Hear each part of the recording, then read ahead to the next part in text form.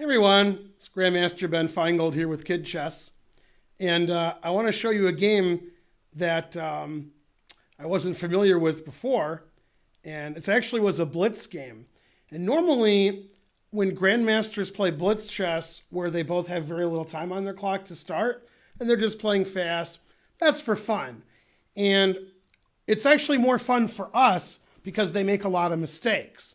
When the game takes 3 or 4 hours, they don't make a lot of mistakes, and the games are drawn a lot. But it's more instructive for us when they're playing fast because they miss stuff. And this is a very funny game because the game went from winning to losing in one move. Mikhail Tal was white. He was the world champion. Tigran Petrosian was black. He was the world champion. And they were both the world champions in the 1960s. This game was played in 1975.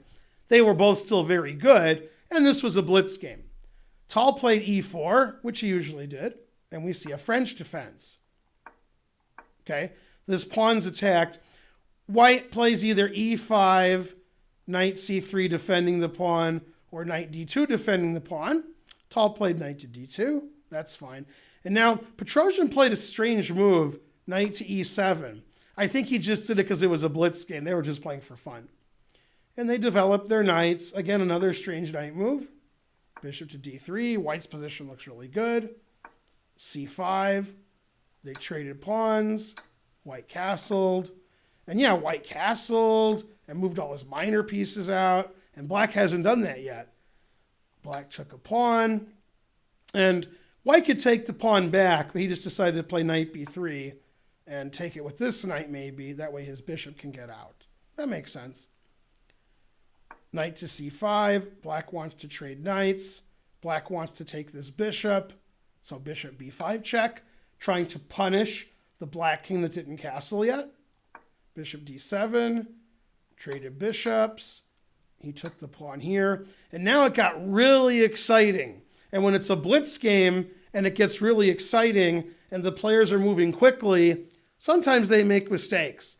If you're playing chess and both of you are playing quickly and you have very little time on your timer, you shouldn't be so upset if you lose because it's more for fun than it is serious. When you play a tournament and you both have a lot of time on your clock and you're thinking a lot, then you should make less mistakes.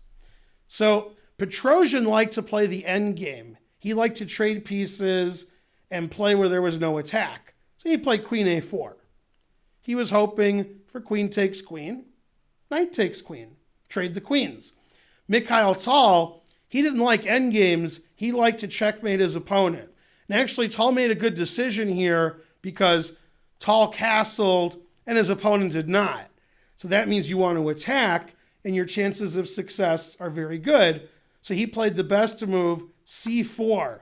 And this move actually gives his rook away, but he gets a good attack on the black king. So black took the rook. He played knight takes knight.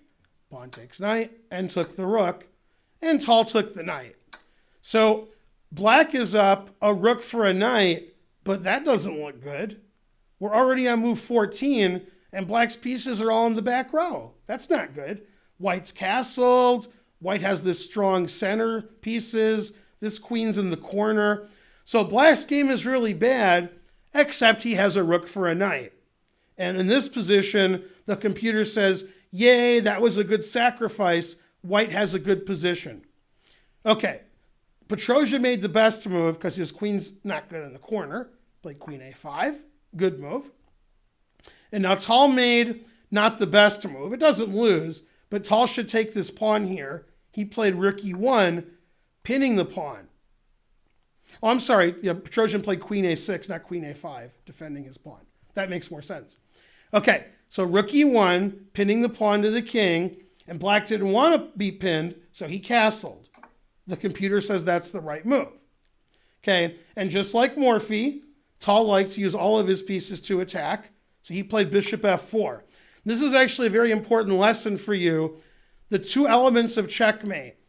Check, that's the first element.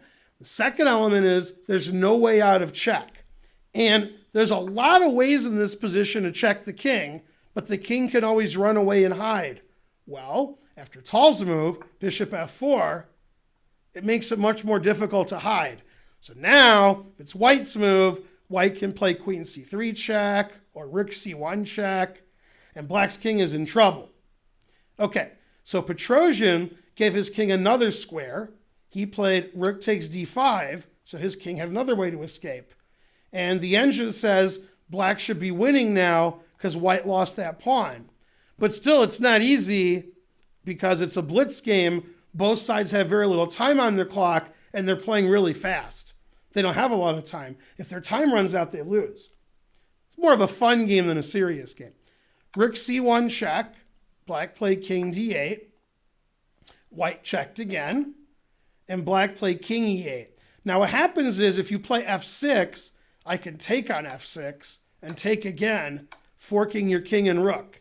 And then white's winning. So he played king e8. Okay. And in this position, Tal made a bad move and his opponent made a worse move.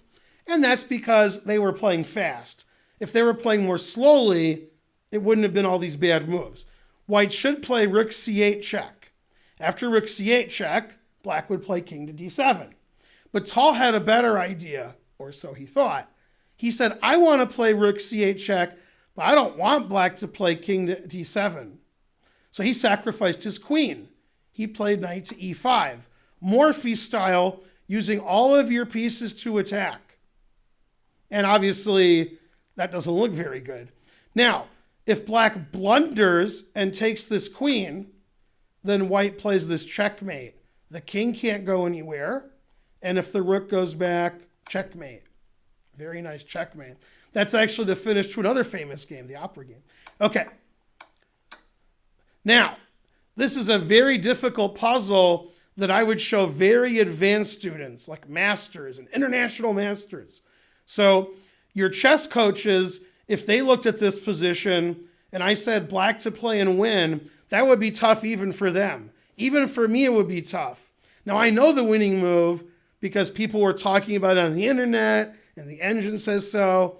But if I didn't know the winning move and I was playing a blitz game, I don't know if I'd find it. And instead, Petrosian made a terrible move. Now, obviously, white wants to play rook c8, which leads to checkmate. The winning move, surprisingly, is bishop to c5. And the reason that's winning, it stops rook c8, obviously. It attacks the queen. The rook can take the queen now. And if you take the bishop with the rook, then I play queen a1 check. Everybody's getting checkmated. Okay, and then this is a winning position for black. For example, if rook c1, I take the rook, I take the queen, and black has two rooks for a bishop and a knight, and you can't stop this move anyway. So bishop c5 was winning. That was the winning move for Petrosian. And then if I showed you this video and Petrosian played bishop c5, I would say, what's the winning move for black? Can you find it like Petrosian did? But Petrosian didn't find it. Now, Petrosian was really afraid of rook c8 check, so he played b6. Now his queen defends c8. Can't play rook c8 check anymore. And this is a perfect example of overworked. The queen is doing too much, removing the defender, decoy, all kinds of names. If that queen wasn't there, if we could make it vanish, white would play rook c8 check. I wonder what move white could make to attack that queen and make it vanish. Well, you want to do a double attack, a fork if you can. What piece is better than the queen? The king. How can we attack the queen and the king at the same time? How can white do that? The answer is queen a4 check. And Tal found that move, attacking the king and the queen. Petrosian can't take the queen. He'll get checkmated. His queen is needed to stop rook c8 check. On the other hand, he can't not take the queen because he'll lose his queen. So black has to decide, am I going to get checkmated or am I going to lose my queen? So black lost the game. He didn't see queen a4 check. That was a brilliant move. He didn't see it. b6 was a blunder because of this check.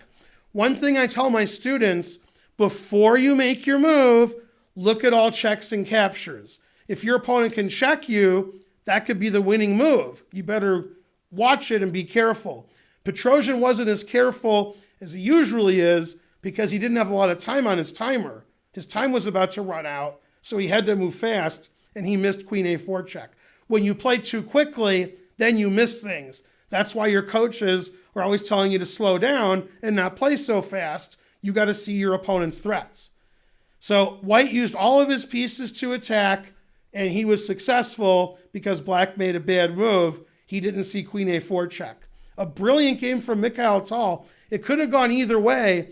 That's what happens when world champions play each other. And even the world champions can make mistakes. So don't feel too bad if you make a mistake too. That happens. This is Grandmaster Ben Finegold for Kid Chess. Until next time, bye kids.